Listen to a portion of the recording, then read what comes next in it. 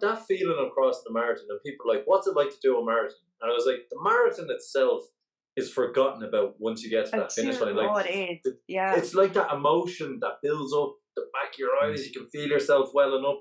Like, even doing the Ironman for me still doesn't compare to that feeling of my very first marathon. That unknown of, now the last 8K of the Ironman was a victory lap for me. I was just happy that I was going to cross the line, but I still will say that feeling you're describing to everyone there is still the best feeling. And if anyone wants to experience something, it's the best. It is the best. It really is. And I remember Brian was there with, like, Nesma was just a year old, and I just felt like I was still feeding her, and I was still, it was just, I was so proud that I had done this, and I had challenged myself to do something, and I had done it. So then we went out again then after that marathon, and I remember everyone else was talking about booking the marathon for next year, but I knew we were probably going to have another baby.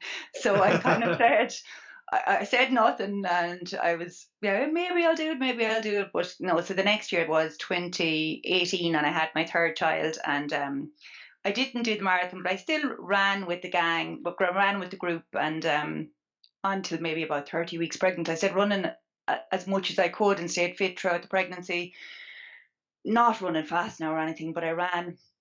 And then I remember my third baby was born the 5th of November, so the marathon was whatever the sign up was coming. So, and I had even though I had a really, really good pregnancy and I'd stayed really fit, I had quite a difficult birth with him and a difficult surgery. And I remember being in hospital and just having this feeling like, kind of like my body had let me down a bit, if that makes sense. Like, I'd had 2 previous emergency C-sections. So when you've had 2 previous emergency C-sections, you don't have a choice.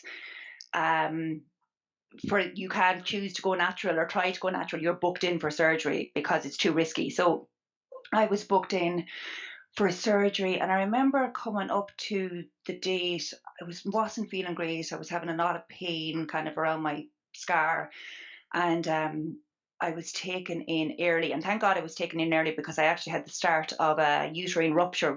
So I'd had quite a difficult surgery, and I remember just being there and feeling like, feck this anyway, like this should have been the easy one, this should have been the planned surgery, and this ended up being harder than the other 2.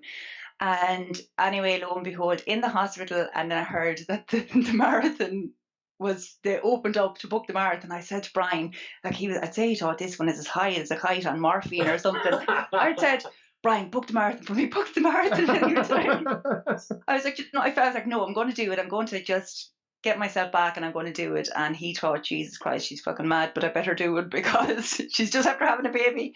And he booked the marathon for me. And and I went back training then maybe 10 Caroline, weeks. I'm just going to stop you there because that is probably one of the most impressive things I've heard on this podcast. We've had a lot of impressive people on this podcast. No, it's not. It was me being stubborn. I am stubborn, and stubborn appreciates stubborn, but that is a level of stubborn that I have to just acknowledge and stop and say that is phenomenal attitude to have, particularly going through that. A lot of other people will be questioning a lot of other things. You're saying, no, Dublin Marathon is going to fix this. But I just kind of said, no, I'm going to get myself, like, I don't know, I felt like a little bit, my body had let me down. I was like, right, I'm going to get back and I'm going to train and I'm going to, it was something, I don't know what it was, but so booked the marathon, went back. Now, probably looking back afterwards, I went back training about 10 weeks post-surgery, which was fine, but when I had my 4th baby, I had a lot of complications afterwards that maybe I had gone back a little bit too soon, I don't know, or maybe I hadn't done enough physio, but I went back, trained and went back, and then that was 2019 marathon, I ran 3:32. So I trained with the group again, and some of the lads were going for 3:30, and I kind of didn't have the confidence to go for it. I said, I don't know if I'll make it 3:30. I don't know if I'll do it. So I actually started, I remember that marathon, I started back behind the 3:50.